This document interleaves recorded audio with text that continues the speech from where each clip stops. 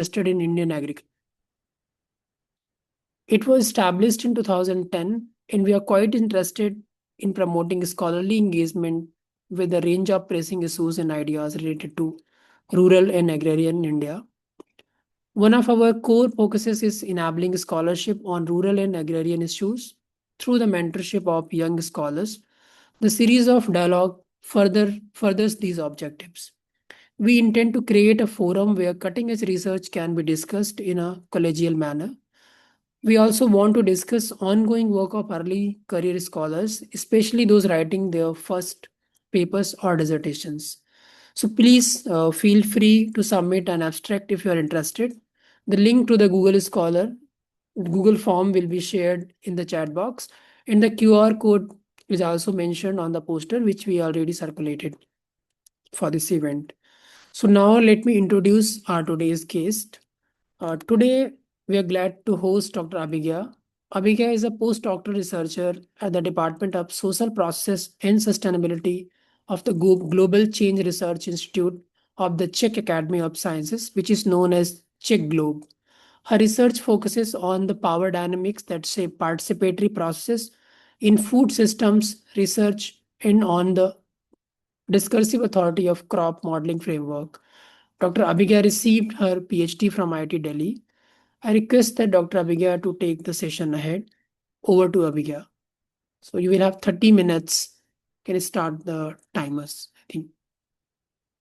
Thanks, Ankit, for the kind introduction. I'll try to upload my um, presentation now.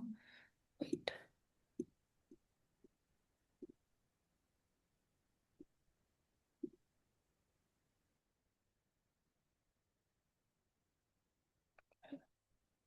It's a very different interface. Just give me a moment. Share.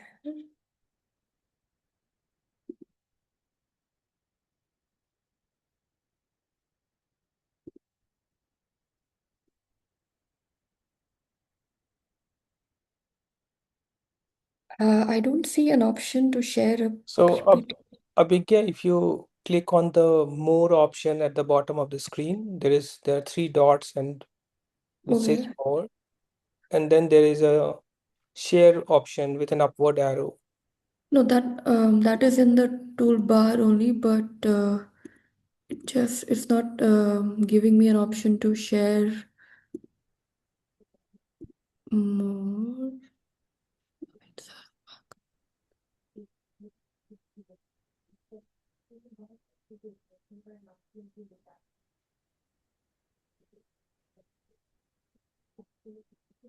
Yes.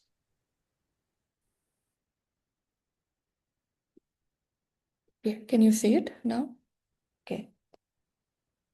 Yes, yeah, it's visible. Yeah. Okay. Um, Good afternoon, everyone, and according to the different time zones that you're in, thanks for joining the discussion today. And I'm Abhigya, as Ankit introduced right now. And without further ado, yes. So this is to give you a brief outline of the discussion today. I will start with capturing the discourse around basmati rice export rejections and the conversation around pesticide regulation. And then I will give you a brief insight into an integrated pest management program, which is operational in one of the districts in western Uttar Pradesh. That's my field site. I will connect these discussions around export rejections and pesticide regulation to the concept of circle of poison, which tells us about how international regulation shapes pesticide use in international as well as domestic farming contexts. Then I'll go on to talk about the political ecology of monoculture basmati cultivation in northern India. And then I'll go on to propose how the institutions of regulation and integrated pest management both serve as what some political geographers call as institutions of repair. Um, So to begin with, I start my story around the decade of 2010, where there was a sharp escalation in the rejection of a bulk of export consignments of basmati rice of Indian origin by countries in Europe as well as the Middle East. This was triggered mostly by the revision of the tolerance limits for certain pesticides like tricyclazole by the European Food Safety Authority. The authority published in a journal saying that these chemicals could potentially cause cancer and genetic disorders, and the knowledge on the subject was at the best uncertain. As a result, they set the tolerance limits to what were much lower than the Indian standards, and this resulted in about 24% fall in India's basmati rice exports. And it was in 2021, the export levels were lowest since 2017. So, what are these maximum residue limits? Theoretically, it is the highest legally allowed amount of a pesticide trace permitted in or on food or animal feed. And these limits are often used as trade barriers or non-tariff measures to regulate international trade, but also ensure food safety. So next, I'll talk briefly about what is called the circle of poison. So in the year 1981, uh, investigative journalists Weir and Shapiro came up with the concept of circle of poison that captured one of the key discrepancies in pesticide trade and regulation pertaining to international markets. Um, at that time, developed countries like the US banned the domestic use of some of the most toxic pesticides manufactured in the countries. These pesticides, however, were exported to developing countries where they were used on crops that were then exported back to the developed countries. This completed what they called the circle of poison. In the past decades, however, regulatory interventions such as setting of maximum residue limits restrict the permissible residues allowed on produce that developing countries export to the developed ones. This is seen as the breaking of the metaphorical circle of poison and also creates barriers for exporters from developing countries where pesticide use is more intensive than developed countries that impose the regulation. Um, it is said that these limits shape pesticide use within developing countries, and this phenomena is called as regulation from afar. This is said to create a divergence between domestic and export segments, where pesticide use in the international market is supposed to be better regulated. However, political geographers such as Reingart add that we must frequently revise our understanding of the global pesticide complex due to the dynamism of the underlying political, economic, and ecological processes that shape it. In the further discussion, I discuss how these engagements, though seemingly driven by the political economy of international pesticide regulation only, are perpetually ordered and reordered by material contingencies and more than human actors. Um, so, following the export rejections of basmati consignments, export companies began to enroll actors such as farmers, agricultural scientists in networks characterized by a push towards the adoption of methods such as organic farming, integrated pest management. The idea was to reduce chemical pesticide use and bring down the residue levels in crop produce. This is what has been theorized as the safe use discourse, where it is said that pesticides are not inherently toxic, but it is the dose that makes the poison. And it comes with the assumption that with a certain level of training and guidance, one can bring down the level of pesticide use.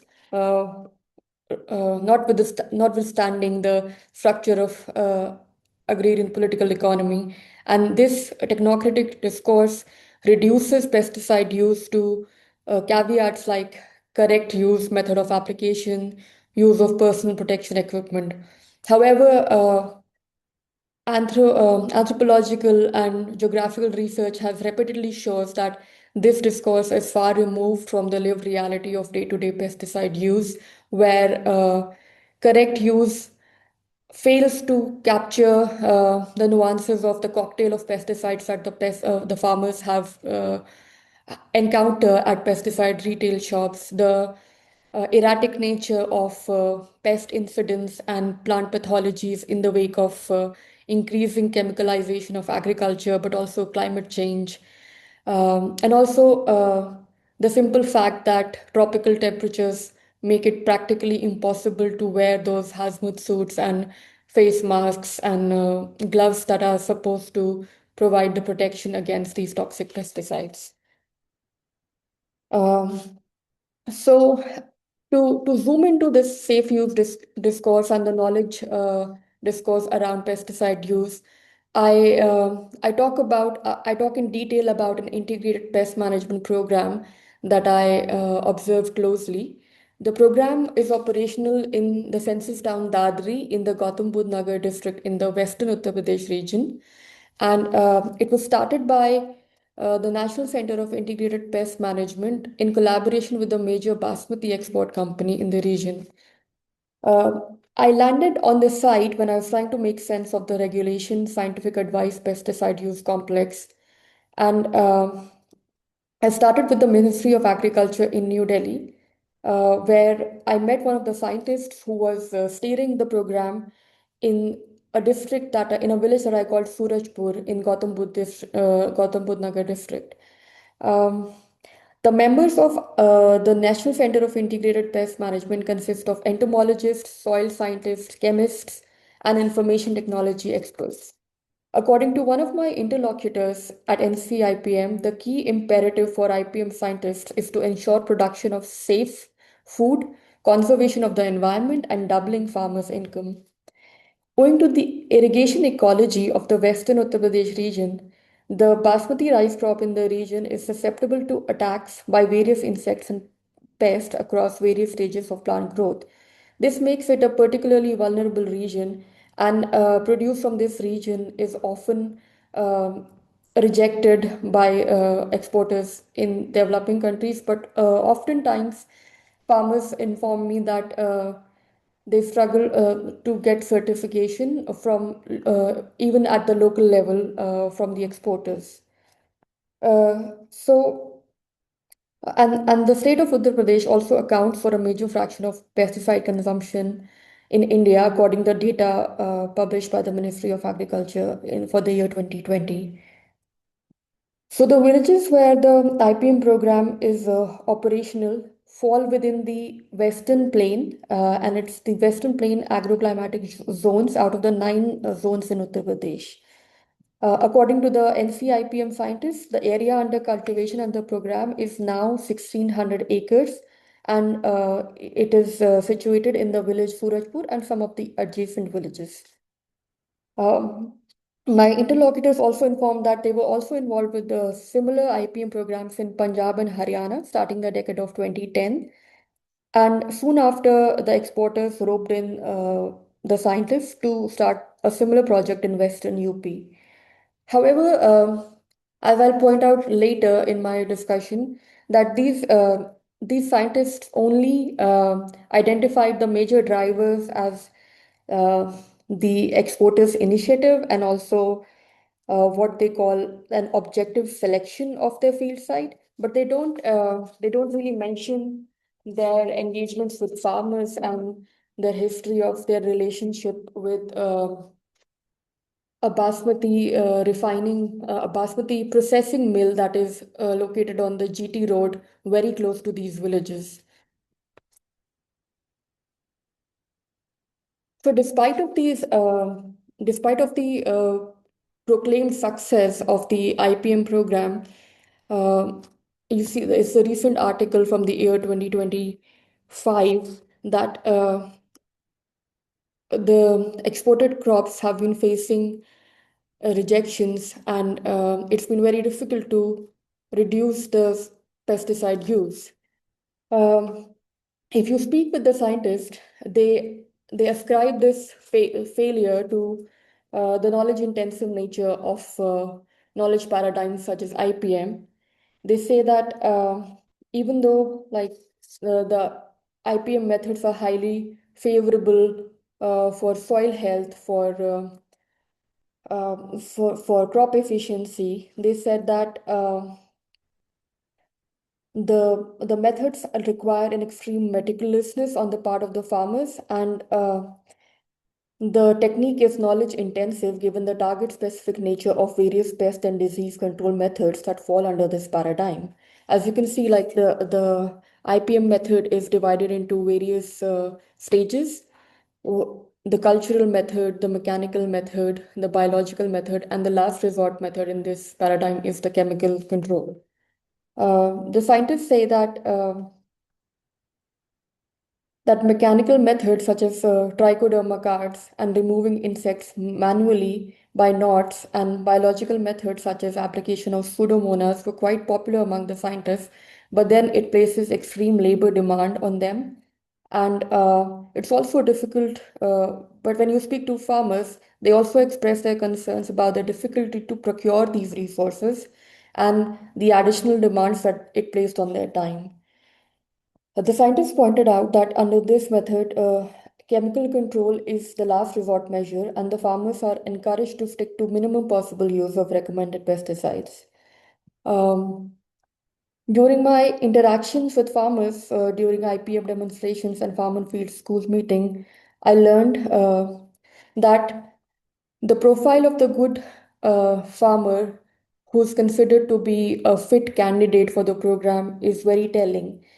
In the villages that I conducted my field work, the farmers who are participating in the program have an average land holding of 1 to 2 acres, which is about 8 to 10 bighas in the region, which if you're familiar with the Indian scenario, is a relatively bigger size of land holding where a large chunk of farmers have less than 1 bigha of land.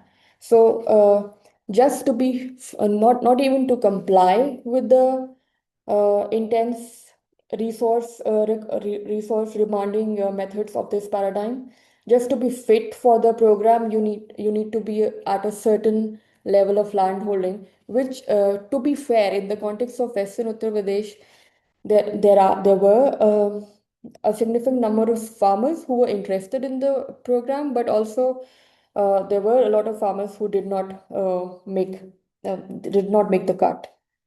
Um, and also, there was a significant role of caste in this political economy of the IPM program, because most of the acreage in the villages is owned by the caste groups such as Jat and Gujars. Uh, However, which of these castes enjoys the status of dominant caste could vary from village to village, even in that region. Another important detail in this political ecology of the basmati crop is that the influential farmers who worked as scouts for the IPM program, they generally came from the dominant class or had bigger land holdings, but they also have a history of reaching out to the scientists at the Indian Agricultural Research Institute at Pusa in Delhi. And Pusa is also how the farmers colloquially refer to the IRI. So the farmers would reach out to the scientists when they would experience any particular plant pathology that they were not able to deal with. They would also organize farmers within the village and often like ferry a bus to Delhi to reach out to the scientist or attend the demonstrations at IRI. But when you discuss with the scientist the implementation of the IPM programs or the success or the failure of it, they completely discount the role of the farmers and their historical relationships with the scientists from the narrative. So to complicate this discussion of which explains pesticide use merely as a result of one, the lack of awareness on the part of farmers, or the structural constraints that they are faced with, I lean into the literature in critical agrarian studies and political ecology to bring in the discussion on knowledge dependencies by Aniket Aga, where he speaks how the day-to-day relationships and the intersections of class and caste of farmers, but also the pesticide retailers and the certain relationships that they have, which are sometimes shaped by credit requirements, but also the troubleshooting knowledge for which farmers depend on the retailer in the absence of knowledge resources from the state and extension officers and scientists. And Dowdell and Klotz coined a term called knowledge dependencies, and they show that these dependencies can often be also more complicated than merely financial dependencies and the agricultural treadmill that the farmers are placed on. Then the work of A.R. Vasavi on farmer suicide talks about how the erosion of the safety nets, the social safety nets that the farmers could earlier fall back upon, which were present in non-industrial agriculture, have this erosion of safety nets has highly individualized the nature of risk that farmers are faced with, and in such in such a situation where there's no other cushion to fall back upon, farmers are sometimes forced to rely on crop control methods such as chemicals and then the recent scholarship on politics of crops pays closer attention to the physical attributes of crops such as onion, cotton, cacao, which tells us that looking closely at the physical attributes of a certain crop could give us clues on how certain assemblages of crop cultivation take shape and how they are stabilized and how they sometimes replace existing paradigms. And another concept that I find useful in this discussion is that of relational ontology, where the rather than merely the element the relationships precede the element, and hence, like the observation of relationships between elements such as the seed, the plant pathologies, the knowledge agents, and the historical contingencies of the region and the agroecological changes in the region give us important clues into how agrarian change is taking place in a certain context. And in this context, it helps us understand how pesticide use is changing over the years or over decades in the region of interest. So, to discuss briefly the political ecology and the materiality of basmati monoculture in Western Uttar Pradesh, I'd like to start with how farmers in the region shifted from growing millets to a crop like basmati. So, to understand this shift, we must look at the region's changing agroecology and the transition towards canal irrigation. Farmers in the region often recalled that they started growing basmati in the 90s as the fields became flooded with the expansion of the canal system, where water levels in the region started rising due to poor canal drainage systems, leading to waterlogging and formulation of saline deposits, which are often called ray. And this made crops such as sugarcane particularly vulnerable. The benefits of the irrigation scheme had also been uncertain, and leveling of land and canal maintenance had increased waterlogging and salinity. And landowners at the tail end complained of the lack of availability of water and irregularity in its distribution. This partially explains the transition to basmati cultivation, along with the rise of basmati crop as a cash commodity in international and domestic markets. Um, as a result of these multiple factors, farmers transition from growing sugarcane and jowar, which is a drought-tolerant crop, to a crop like basmati, which they say that some of the farmers say that that crop was like ready cash in the market. And landholding farmers in the region often acquired additional fallow fields from farmers who were not cultivating their land. And The farmers, although still emphasized that the crop was always a market commodity in the region and never crop meant for household consumptions. They said that although they would consume coarse rice earlier, it was never a staple food. In addition to these, the changes in irrigation infrastructure and export demands, what cemented the place of basmati as a popular commodity in the region was the introduction of the Pusa 1121 basmati variety. I'm sorry, I missed one point here because if you see the last bullet, it says that land reform was also one of the key drivers of these changes. But it's something on which, like, my research is very thin because that's something that would often come up in the discussions. But whenever I tried to probe into it, the farmers didn't say much, and I sensed that it was a sensitive issue, so I did not probe into it further. But this is certainly like one direction that I'd like to explore further. So if anybody has any feedback in this context, I'd really appreciate it. So as I was saying that Basmati Pusa 1121 was a significant food seed variety that was introduced by IRI in 2003, and it was also a key juncture in intensification of basmati cultivation in the region. This seed variety was preceded by the Pusa Basmati 1 seed variety. The breeding efforts by the State Agricultural Research Institute started in 1960s, but the first Basmati variety was introduced much later in 1989. The introduction of basmati varieties marked an important development for breeding rice varieties in India as it was a lucrative cash crop. And some of the agricultural scientists have even described it as a depth tearing or karza far variety because of its much higher yield and its profitability. However, when farmers transition to boom crops and export commodity, it translates into bringing more area under cultivation and is generally followed by an increase in the use of agricultural inputs. Uh, Hence, conversion to commodity crops also comes with access to cash, but ecological and competitive imperatives to use pesticides.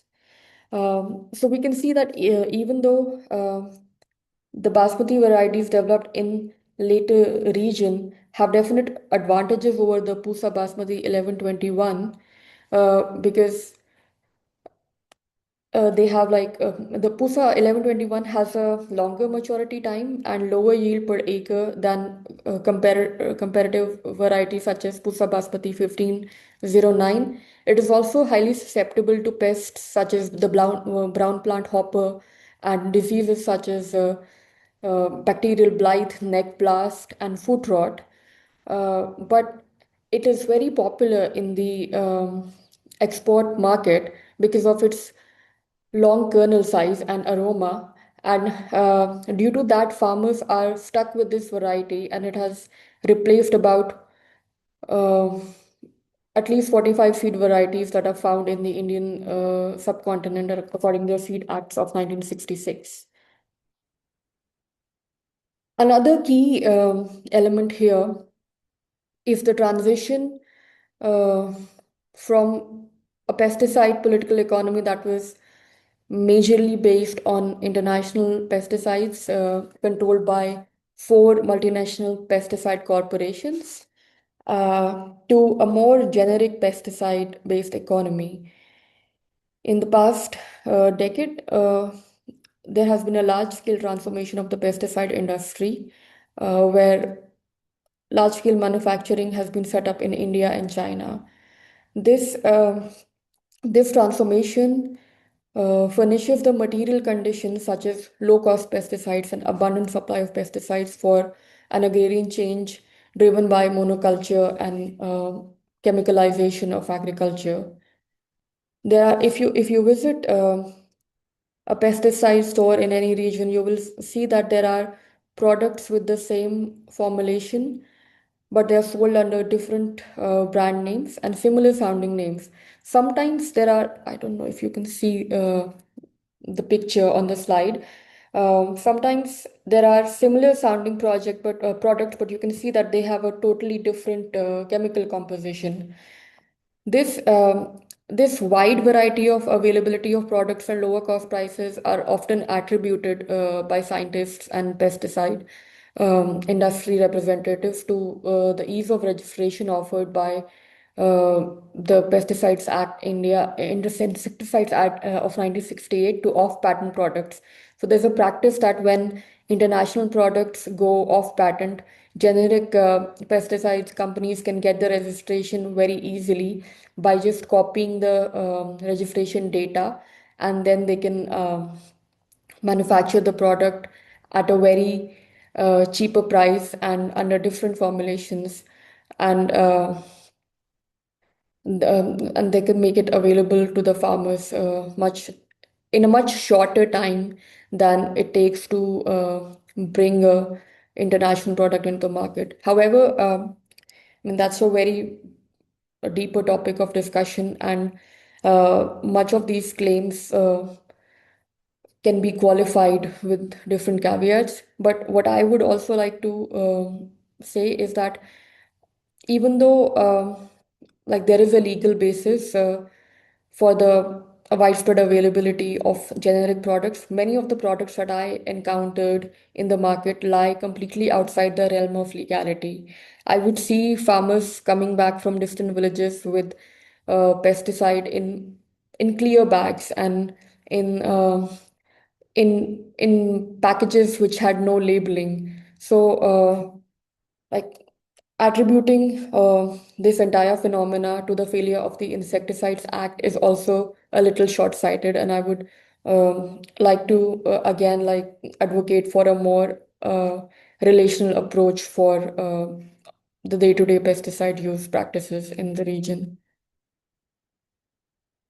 Uh, Another important discussion that I'd like to put forth is uh, farmers' engagement with different agents of knowledge that try to enroll them in different paradigms of um, agricultural production. For instance, I would encounter people such as IPM scientists, representatives from international pesticide industry, and also generic pesticide retailers.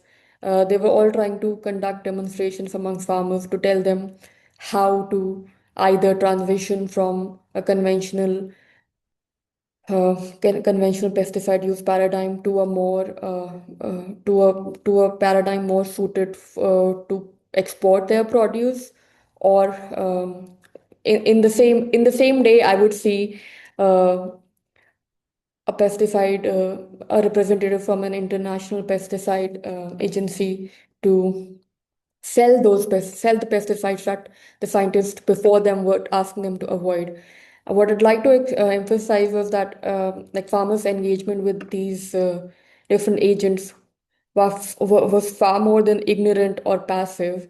Farmers would repeatedly probe into the claims made by these agents, and also act as active agents of sharing knowledge amongst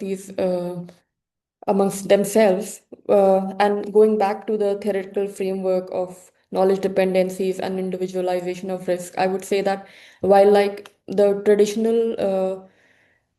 traditional forms of knowledge sharing and social support have eroded to a certain extent, but there's also a certain re-socialization that has emerged, and farmers are trying to come up with newer ways of sharing knowledge and support each other. They also try to diversify at their very farm level, where they uh, plant a certain variety like Pusa 1121 for export purposes, but they're also creating a safety net um, by planting varieties such as one called the Muchhad variety or Pusa Basmati 1509 to do a farm level crop insurance in case like the more susceptible variety fails.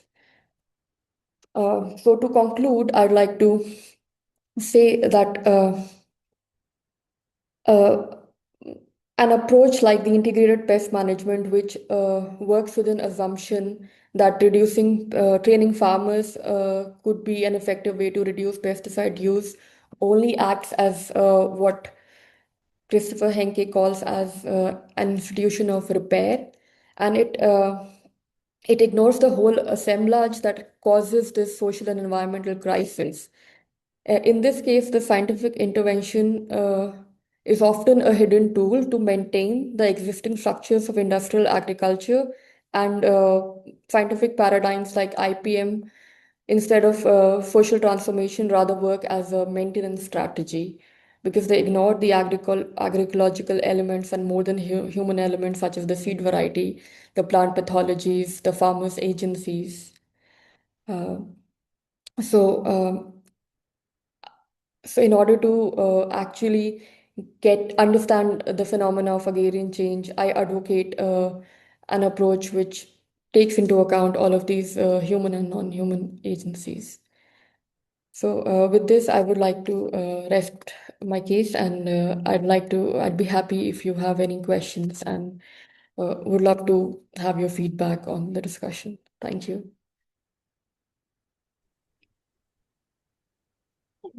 Thank you so much, Abhigya, for very informative and insightful talk. I'm sure there will be many questions, but before we open the floor for Q&A, let me share a sign up link in the chat box for those who would like to join NRS Listserv. By joining the NRS Listserv, you will receive updates about upcoming events and have opportunity to take part in the ongoing discussions. So I'm just sharing in chat box.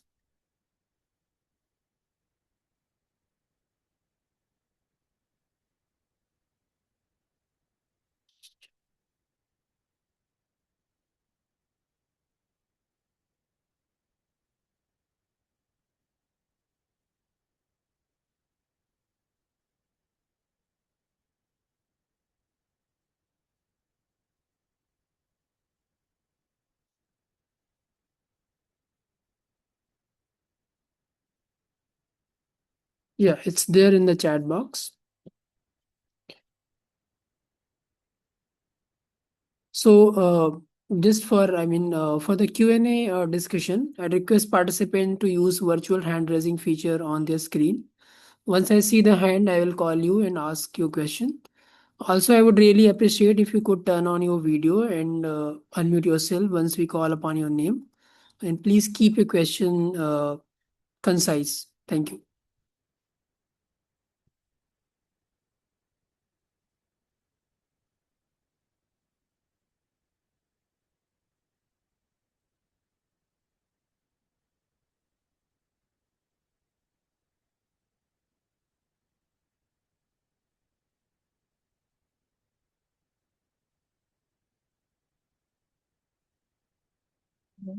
Sridhar Raghavan.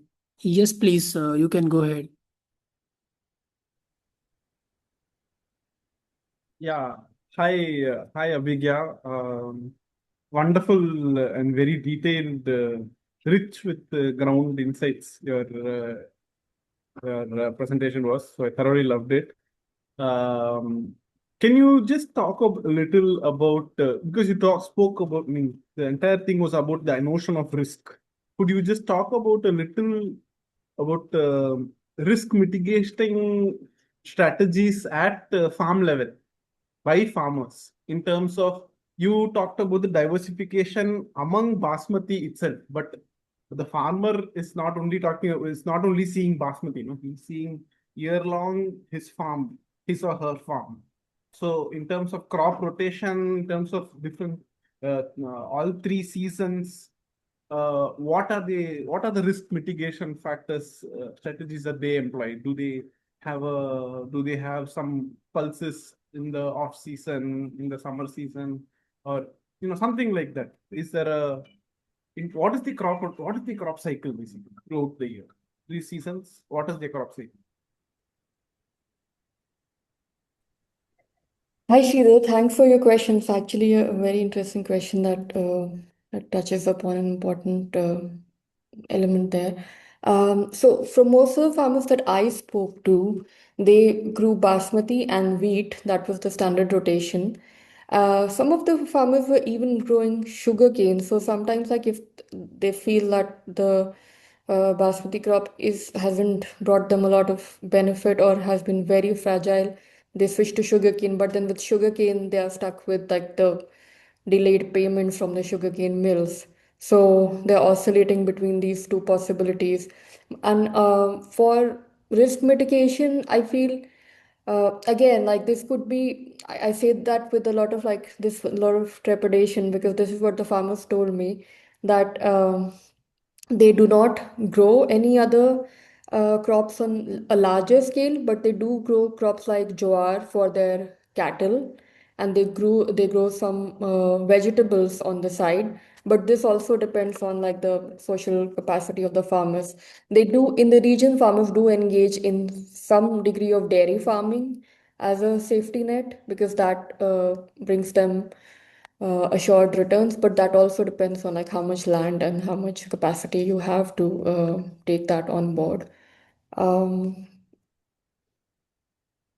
and crop insurance, like visibly there were, I would like to study that in a more detailed way, but there was visibly some presence of crop insurance, but seemed very performative to me, and you have to be in a certain social bracket to be well connected with the block level employees to make any benefit from that. But also another important detail that I must mention is that this region is a relatively affluent region, and also especially the people engaged in the IPM program, because a lot of people in the region have benefited from certain recruitment schemes by the government, and generally like one member of the family is um which this is obviously like also shaped by the caste of the family, but some of the members of the families are actually doing government jobs at either at the district or block level, but often sometimes in other states as well. So yeah, those are the main insights I have regarding risk mitigation. I hope I answered your question, Sridhar. If you have a follow-up question, I'd be happy to speak about it.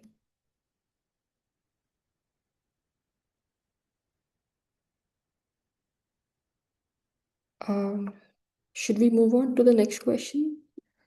Yeah, Vasavi ma'am have a question. Ma'am, please go Yeah, ahead. yes. Thank you, Abhigya, for this very interesting talk. I particularly like the fact that you're taking an approach that focuses on a relational approach, especially relational positionality. So linked to that, I have three small but interlinked questions. One is for the region, can you generalize to say that this growing basmati has a commercial crop uh, integrated into this commercial chemical complex? Is that the dominant form of agriculture in the region? Or is it an enclave which is relatively successful, but there is a larger, dominant in the sense, a proportionate in terms of proportion to the area or to the number of cultivators, that. And linked to that, what is the social background of the farmers? You did hint that they have a foot in both the formal employment, especially maybe government work, etc. So, what is the caste background? And because of this linkage, uh, is there, have you looked at the extent to which such an integration of the cultivators into the formal economy? Is there a linkage, as Aniket's work shows, where these cultivators or agents also have a presence in the towns and cities?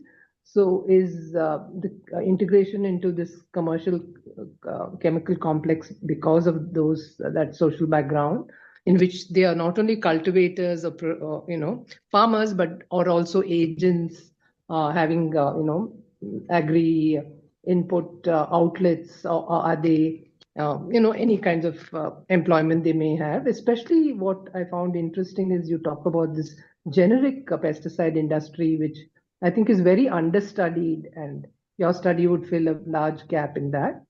And finally, I want to say is ask you, Did you document the health effects of this vast amounts of chemicals being used in that region? Thank you again for a very interesting talk. Thanks, Professor Vasavi. Those are actually really important tropes in terms of the research. And I think it's right to say that the basmati cultivation for commercial purposes is it's complicated for me. Like I would like to say that it is more than an enclave because most of the so I did my fieldwork in two ways. Like one, I was focusing more on this village that is doing IPM, but then where my access was very limited because I entered through these influential farmers who come from the Gurja caste in that region, and it's the dominant caste in that specific cluster of villages. If you move a bit further ahead, like in the same district, there will be villages which are dominated by Jats, and then there will be villages which are dominated by Brahmins. So the caste composition is very diverse, but then the land holding castes are these three, like Jats, Gujars, and the Brahmins, the dominant and the upper caste. And then the other thing, so the other part was where I would sit at this pesticide retail shop where farmers would come for their pesticide supplies. And it is a pesticide retailer that specifically sells generic pesticides. And he's a person who's also uh, one his family members is in a government job, but he is a graduate from an agricultural university, but then he's choosing to set up his own pesticide retail shop, and one of his family members is sowing a very small portion of land, like 10 bighas. But again, about the land ownership, also, I'm always a little critical because sometimes the farmers would tell me that they own 5 bighas, but they would not tell me about the 20 bighas of land that they might be leasing. So I'm a bit that generalization is a bit weak in my case, I would say. And but yes, like the integration in the, I would say that the integration into the formal economy does act as a very robust safety net for at least this generation of farmers.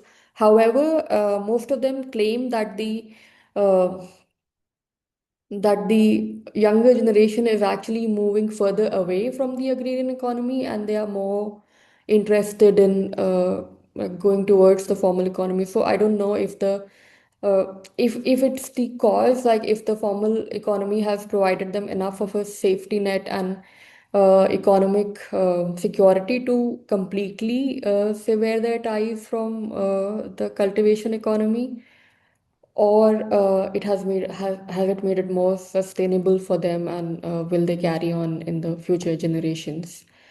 That, and the other part is the generic pesticide industry, and whether these and the relationship with the cultivator agents.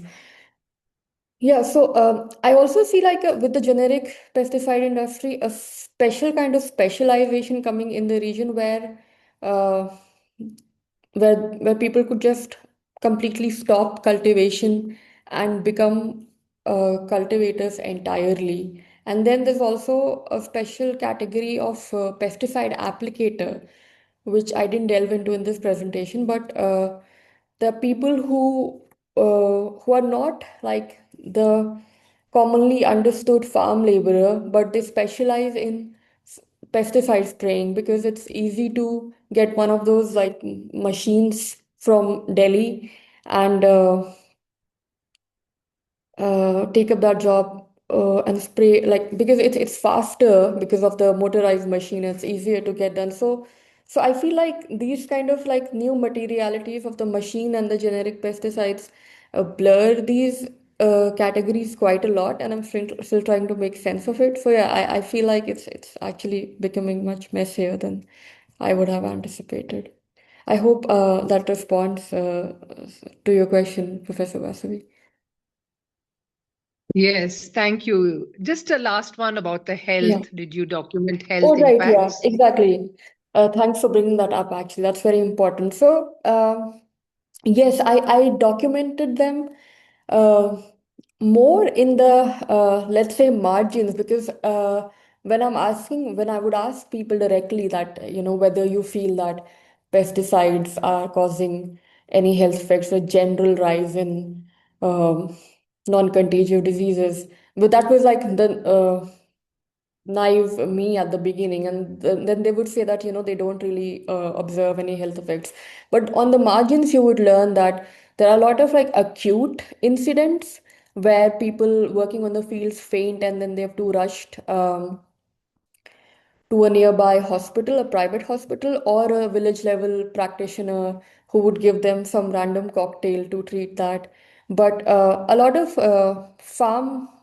not farm work, the pesticide sprayers would tell me that they face irritability in the eyes, and they feel that their eyesight has weakened since they took up, because for them it was a clear transition, because they were earlier working as manual labor, let's say in construction in the cities, and then they would transition to pesticide use. So some of them would, I don't know if it's on a scale which is generalizable, but they will talk about like weakening of eyesight and respiratory distress. And some of them even tell me that they discontinued the pesticide spraying job because of respiratory distress. And often, like people would, it had a very gendered connotation to it, where they would say that women are not suited for these jobs because they have a weak predisposition.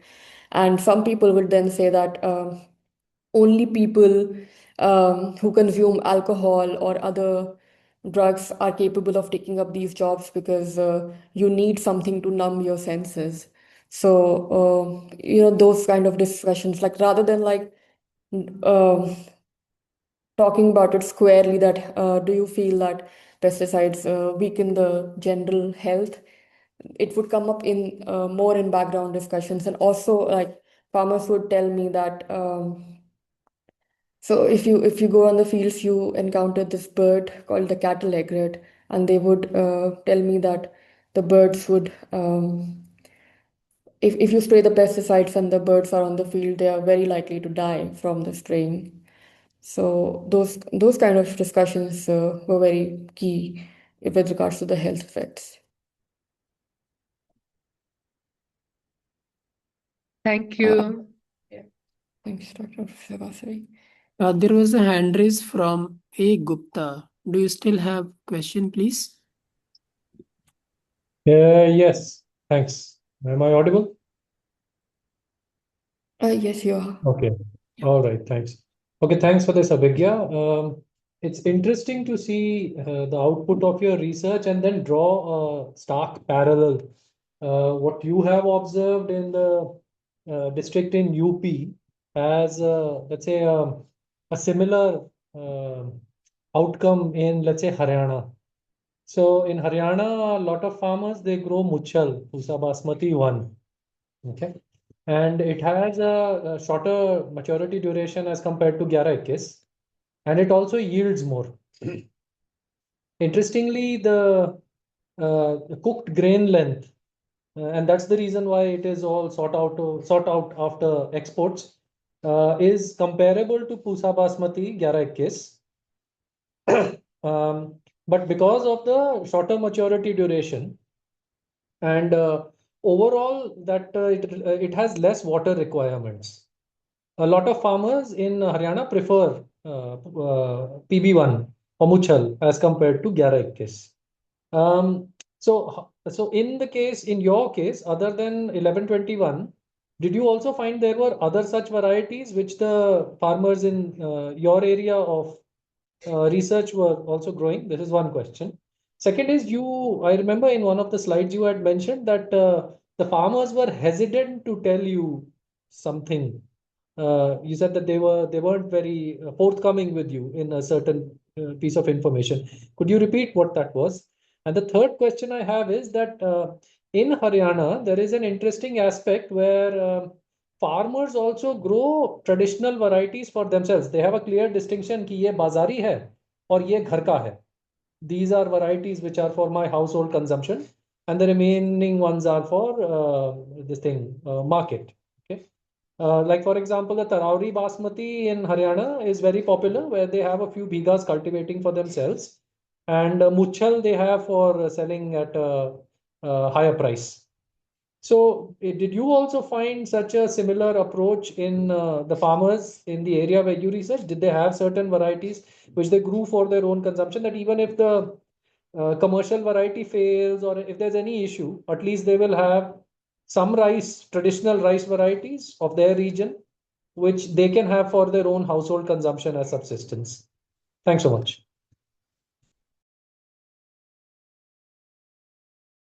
Thanks for the question. It's actually interesting that for PB1, you say PB1, the Muchard variety is the main export variety in the region that you're talking about? From Haryana, Muchal its a common name is Muchal because its on has like a Yeah. mustache. So Okay. Muchal means a mustache.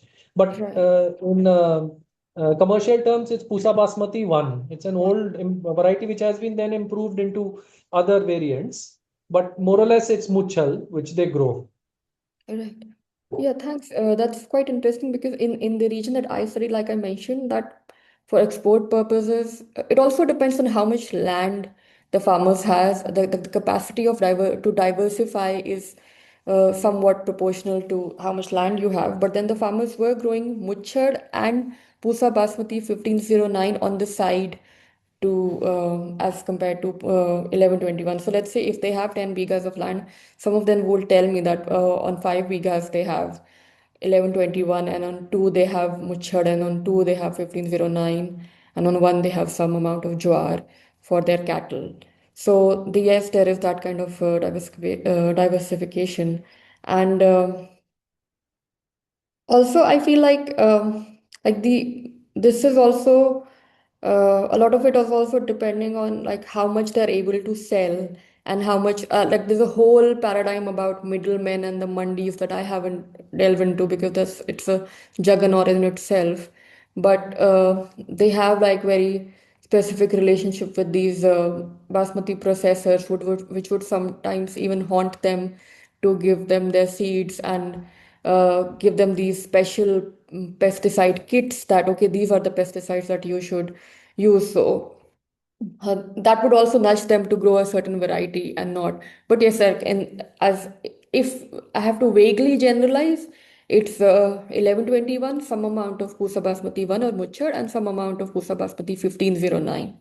And the question that I said that they were hesitant about were probably not on the slide, but in the response to one of the questions, that about the land holding. So they would like vaguely tell me how much land they would have, and sometimes they would not tell me about the land they'd leased. Um, and like sometimes when it's a group, then it would come up that okay, or you've also leased that 20 because of land there, and like a which is like a characteristics or a characteristic of commercial production, that you have to bring more land under cultivation to make it viable. But yeah, that's something that was, I would say that it's a bit fuzzy because you land records are difficult to access, and there's also like very informal arrangements of leasing land. So difficult to put a finger on how much land farmers have. Yeah. Sorry, just one follow-up question is that in Haryana, it's very strongly observed that what the farmers grow is very heavily market driven. Okay, the export prices and the premiums that they get, Gyaraikis gets the best premium because of its grain separation, and it's very popular in the Arab countries for their biryanis and whatever they make over there. And the second number is of Muchal, PB1. So there is a huge market dependence in influencing the choice of the farmers.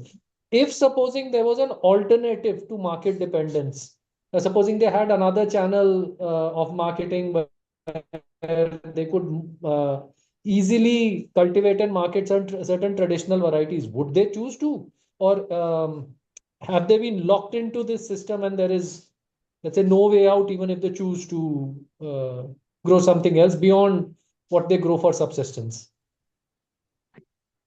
Um, I would say that it's actually a little more complicated than that because Yes, definitely market is a strong force also because it works in tandem with the state agricultural research machinery. So if I observe closely, the degree of legitimacy of these market agents is heavily bolstered by the state agricultural university and the extension officers. So that definitely shapes what the farmers are growing. So let's say if an agricultural extension officer or a scientist goes and tells them that this is a variety that you could be a hedge variety or a more like a sensible variety, then farmers are willing to take that up. But also it's the provision of seeds. So sometimes the extension office is providing certain seeds, or they have links with seed companies which provide them seeds. So that also shapes it. But sometimes I've seen like very minute factors, like one of the farmers, um, rather like the woman from the family told me that they stopped growing pusa basmati because it was very pesticide intensive, and their son started getting sick because of it, and also their um, cattle had miscarriage because of the pesticide use. So there are those like tiny details that I find very interesting and like that make me a little hesitant to give a very clear answer to that. So yeah, Okay, thanks so much. you're welcome. Thank you. I also have a question, Abhigya. Uh, Yeah, please go because ahead. of my recent field work in Bahraj, Uttar Pradesh, so I was looking at how the natural farming practices happening on ground through different institutions like government and civil society organization.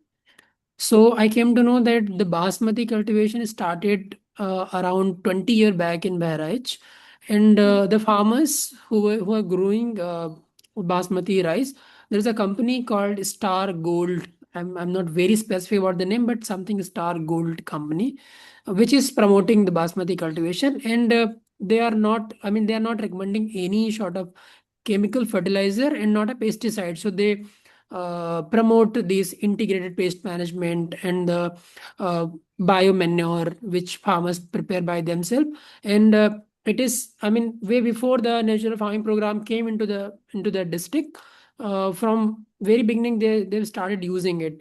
So my question is it like farmers interest, because that company exports that basmati rice, and farmer are not cultivating basmati rice in entire of their land. They're cultivating only in part of land. Let's say if they have a 4 bigha of land, so 1 or 2 bigha of land they are growing basmati rice, and in the rest they grow normal rice. So is it farmers' interest whether they wanted to use those pesticide, I mean those chemicals, or is it companies' interest because they are exporting? How we look? So my question is more in and around the farmers' agency part. How that role play farmers in that corporations who are promoting those kind of practices, and because of their interest lies they are exporting it. So how it works? Yeah, thanks, Ankit. That's a very important question. Actually, like the response to it would summarize my argument for this presentation. Like again, like I would exercise caution because Bahraich would be a very different agroecological context. It is like rather Eastern UP, so the landholding size and the caste composition of the villages would be very different from Western UP, and the formal informal economy distribution is also very different. But like to say about like to respond to your question of whose interest is it serving, like my entire argument is actually to like look beyond like interest-based explanations, which are definitely like a good starting point to get a sense of the structural factors which are driving pesticide use practices. But like what I observed in my case is that even if the export company is promoting the so-called integrated pest management paradigm, it's only promoting it in the case of monoculture basmati rice. So in a way, it is still intensifying basmati monoculture. And also, the other thing would be that it's ignoring the additional concerns that like the labor requirements, the the pesticide use practices in other crops than basmati. So, there are farmers who will do IPM for basmati, but then for wheat, they'll go back to conventional agriculture. So, I don't even know how does the soil composition change with that, because if you're doing IPM in one crop cycle and chemical intensive in one, they sometimes like separate the plot beds or the like plot of land in which they are doing the farming. But again, like the overall structure of the agrarian economy is not changing. So it becomes a very, what I refer to as a practice of repair, where you're trying to just secure a uh, small portion of the market for yourself so that you can run your export business. But then I've discussed that it has been proven to be successful because the farmers fail to keep up with these like ad hoc uh, natural farming or integrated pest management practices, and because the agroecology is not like, I don't think you can transform the agroecology by these piecemeal methods. So in a simple way, it's serving neither's interest, neither the farmers nor the export agency. So yeah, that would be my response. I hope I answered your question. Understood that context. Thank you. There is a hand raise from Sabri. Please go ahead.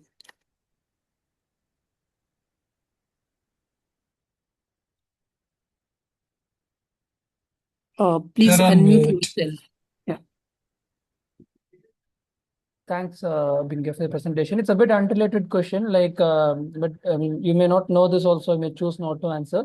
But in the previous response, you mentioned that farmers usually get the seeds from external other extension officers. So do they usually buy from the external officers or private companies, or whom do they buy their seeds from? Also, do they buy it for every cycle, or do they also have the practice of saving it? Or I mean, can you just give a clarity on that? Yeah. Thanks, Sabri. That's an interesting question because uh, I didn't say that they generally buy it from extension officers. I said sometimes they're buying it from Okay, extension sorry. officers. Yeah, sometimes the private, and it's generally the private companies selling through the extension officers. So even though like it comes to a private company, if they go via the extension channel, they might exercise a greater reach and greater legitimacy. But so recently in the region, farmers came with farmer producer organization, which are actually working exclusively to produce seeds, but for an export company. So, like the seed political economy is also so interesting and so layered. But again, I don't think that the farmers are formally saving any seeds, but uh, I would like to be careful to say that I don't have all the answers for that, like you said in the beginning, because I feel like it'll require another thesis to understand the political economy of seeds. But like I said, um, again, like there are very contingent efforts because there is one scientist at the Meerut Agricultural Institute who's working like tirelessly for the breeding of basmati seed varieties, and he's very committed to the cause. But then his approach is also like a bit about uh, breeding or like finding the best suit of growing practices or pesticide use practices to educate the farmers to grow basmati in the best possible way. So they are doing a lot of research on like which seed variety works, which let's say private agency has the best seeds. So they are also promoting this circulation of seeds in the economy. So there are a lot of these like interactions on the farm basis or at the block level, which shape what seed the farmer's gonna buy or grow. They're also close to Delhi, so sometimes they're also going to the Indian Agricultural Research Institute and like getting seeds that they are promoting. So yeah, again, like no, I feel like there are no easy answers in this scenario, and that's something that I like keep saying like a broken record. Yeah. Thank you. Thank you. Mm. Hi, Abhigya. Thank you so much for your presentation. A couple of questions. One, I mean, integrated pest management by its name means integration of social, economic, ecological dimensions of management, of managing pests, right? And in your presentation, you are clearly, and please correct me if I understood it wrong, that it's not really integration because they clearly are not thinking in more than human uh, relational sense. But then a larger question emerges, which is about sci- technologization of agriculture in general, and whether in the times we are in, how what would that more than human thinking or approaches to IPM would look like? Are we saying that as long as they are within the paradigm of monoculture and export oriented industrial agriculture, there will be not any possibility of relational ontologies? So is it basically the other name for going towards community managed natural farming or organic agriculture? So what does that relationality look like, or what would it look like in this context, is something that I was wondering. The other question is, you shared that what part of your research involved spending time at an agricultural input retailer shop. I was wondering, and you cite, I mean, you have clearly read Aniket Aga's work from Maharashtra. So I was wondering, what are some of the parallels or differences that you noticed while he does his research at input pesticide shops in terms of the background, the class caste background of the retailers themselves, as well as agricultural marketing agents. In his papers, JPS paper or agrarian change paper, he clearly says that increasingly these marketing agents uh, are from socio-economically marginalized groups, including Dalit castes. Are we seeing some of those developments in UP as well? Thanks, Nikhil. I would begin with responding to the the social dimension of IPM and the like that being missing. So you are right to point out that because I feel because IPM is practiced within um, the monoculture paradigm, and also we'll have to see the institutional context of the institute um, that is advocating it. So the National Center for Integrated Pest Management has a very specific institutional context. I would say that on one way it is advocating IPM, which is a method which is still trying to gain legitimacy. Okay, so they're trying to demonstrate that okay, it is a viable approach, a viable paradigm of crop production. But how do they gain legitimacy? In this productivist paradigm, they gain legitimacy by showing yields. So they are continuously trying to show that we are profitable, our produce is marketable, and it doesn't lead to a drop in productivity. So because they are situated within the productivity paradigm, it becomes difficult for them to actually um, really, but I would say that that is not a complete explanation for the lack of social dimensions, because the lack of social focus on the social dimension is also the deficit model of public understanding of science that uh, the institutions operate on, because they operate with an assumption that the knowledge which is like the quote unquote superior knowledge is the preserve of the scientific institutions and not the farmers per se, because the whole idea is premised on training the farmer. They sometimes have to actually attend these classes and give exams to qualify for either producing for the organic exporters or the IPM people. So I feel like it's both like the productivist paradigm and the assumption of the deficit on the part of farmer in terms of knowledge. That makes that undermines the social part of it, because there is a social part there which is obviously very prominent. It's the interaction between the farmers and these different agents, but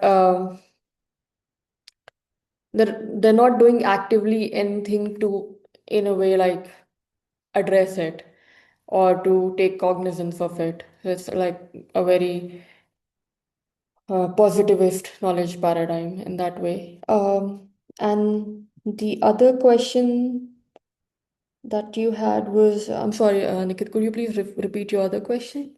So the I think question was about comparison or contrast or parallels with in Maharashtra, right? Aniket's work in Yeah. Maharashtra in terms of the background of the ag representatives, the input retailers. Yeah, thanks for mentioning that. So, I feel like here the caste composition of these villages actually makes it very different, and also like I feel like the result of affirmative action and the integration of some of the communities having benefited from affirmative action and being enrolled in the former economy, is that it's not always necessarily the marginalized caste people who are doing these retail shop businesses, because like I said that sometimes these dominant caste members which had access to university education, and they then went ahead and had some capital and started a retail business, and that also gives them like a certainly better social legitimacy because they have a university degree and people seem to think that they know what they're talking about. But again, I feel like you said, the question is that like the kind of transformation, the possibility of bringing the kind of transformation or agroecological transition that would be more desirable to the current monoculture paradigm. I feel like despite of all their misgivings, farmers have a greater degree of trust in the research extension institutions and the scientific institutions, because I feel like they tend to see them as separate from corporate interests, and they also have a personal relationship with them that is more humanizing.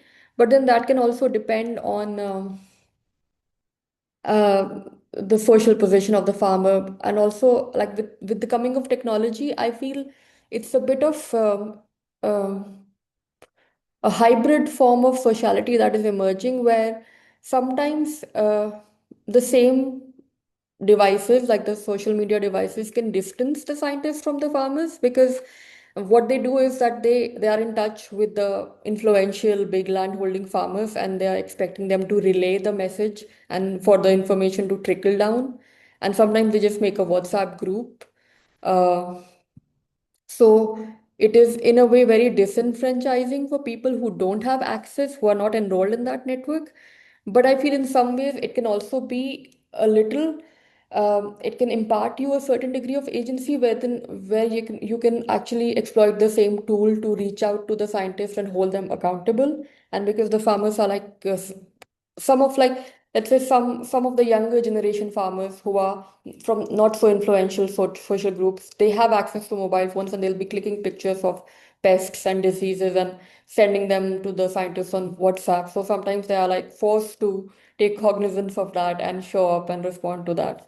So there are these like hybrid form of socialities that are emerging. But I feel like, to sum up, I feel th- an agroecological transition, at least in the current scenario, has to be mediated through these institutions that the farmers place faith in.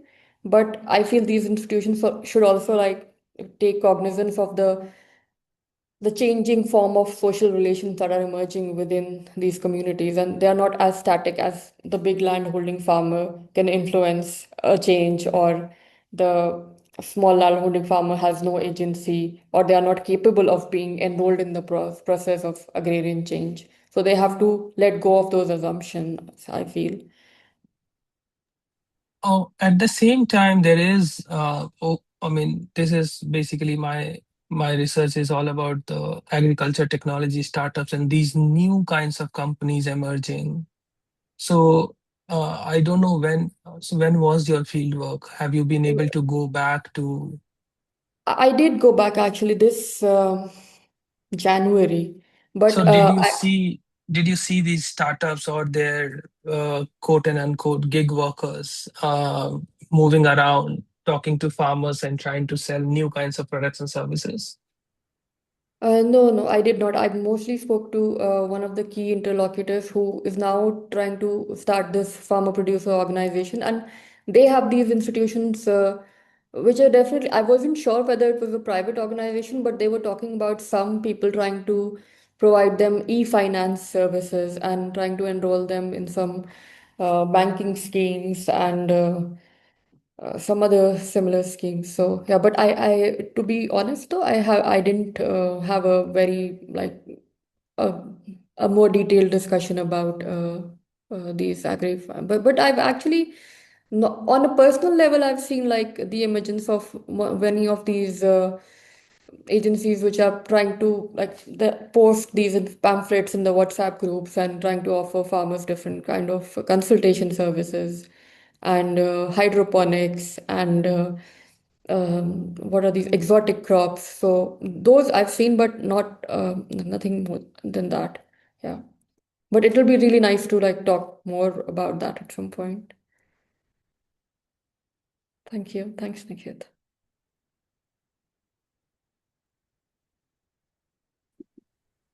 Do we have any other question?